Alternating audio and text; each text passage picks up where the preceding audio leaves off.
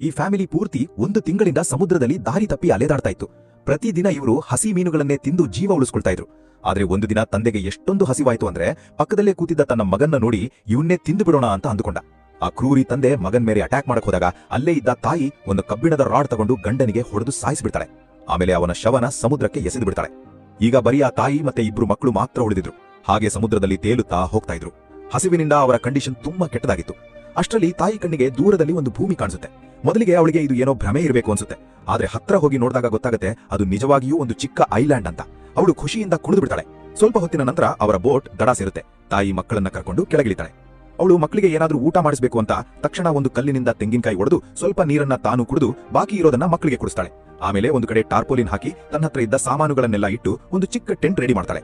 ಇದಾದ್ಮೇಲೆ ಅವಳು ಮಕ್ಕಳನ್ನ ಕರ್ಕೊಂಡು ಐಲ್ಯಾಂಡ್ ಎಕ್ಸ್ಪ್ಲೋರ್ ಮಾಡಕ್ಕೆ ಹೊರಡ್ತಾಳೆ. ಸ್ವಲ್ಪ ದೂರ ಹೋಗ್ತಿದ್ದ ಹಾಗೆ ಅವರಿಗೊಂದು ಕ್ಲೀನ್ ಆಗಿರೋ ನೀರಿನ ಹಳ್ಳೆ ಸಿಗುತ್ತೆ. ತಾಯಿ ಒಂದು ಪಾತ್ರೆಯಲ್ಲಿ ನೀರು ತುಂಬಿಸ್ಕೊಳ್ತಾಳೆ. ಹಾಗೆ ಮುಂದೆ ಹೋಗಿ ನೋಡಿದ್ರೆ ಅಲ್ಲಿ ಬಾಳೆಹಣ್ಣು, ಪಪ್ಪಾಯ ಮತ್ತೆ ತೆಂಗಿನ ಮರಗಳಿದ್ವು. ಇನ್ಮೇಲೆ ನನ್ನ ಮಕ್ಕಳು ಯಾವತ್ತೂ ಹಸಿವಿನಿಂದ ಸಾಯಲ್ಲ ಅಂತ ಅವಳು ಅಂದುಕೊಳ್ತಾಳೆ. ಆದ್ರೆ ಅಷ್ಟರಲ್ಲಿ ವೆದರ್ ಚೇಂಜ್ ಆಗುತ್ತೆ. ಸಡನ್ ಆಗಿ ಜೋರು ಮಳೆ ಶುರುವಾಗುತ್ತೆ. ರಾಚೆಲ್ ಮಕ್ಕಳನ್ನ ಕರ್ಕೊಂಡು ಟೆಂಟ್ ಕಡೆ ಓಡ್ತಾಳೆ. ಆದ್ರೆ ಅವಳು ಮಾಡಿದ್ದ ಟೆಂಟ್ ಆ ಬಿರುಗಾಳಿ ಮಳೆಗೆ ನಿಲ್ಲೋಕಾಗಲ್ಲ.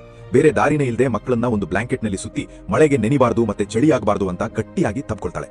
ಮಳೆ ನಿಂತ ಮೇಲೆ ನೋಡಿದ್ರೆ ಟೆಂಟ್ ಪೂರ್ತಿ ಡ್ಯಾಮೇಜ್ ಆಗಿರುತ್ತೆ. ಹೊಸದಾಗಿ ಏನಾದ್ರೂ ಶೆಲ್ಟರ್ ಮಾಡ್ಲೇಬೇಕು ಅಂತ ತಾಯಿಗೆ ಅರ್ಥ ಆಗುತ್ತೆ. ಅಷ್ಟರಲ್ಲಿ ಅವಳ ಮಗ ಮಮ್ಮಿ ನೋಡು ಅಂತ ಕೂಗ್ತಾನೆ. ತಾಯಿ ತಿರುಗಿ ನೋಡಿದ್ರೆ ಆ ಐಲ್ಯಾಂಡ್ ನಲ್ಲಿ ಒಂದು ಚಿಕ್ಕ ಮರದ ಮನೆ ಕಾಣಿಸುತ್ತೆ. 1 ಸೆಕೆಂಡ್ ಕೂಡ ವೇಸ್ಟ್ ಮಾಡದೆ ಅವಳು ಖುಷಿಯಿಂದ ಓಡಿ ಹೋಗಿ ಆ ಮನೆ ಒಳಗಡೆ ಸೇರ್ಕೊಳ್ತಾಳೆ.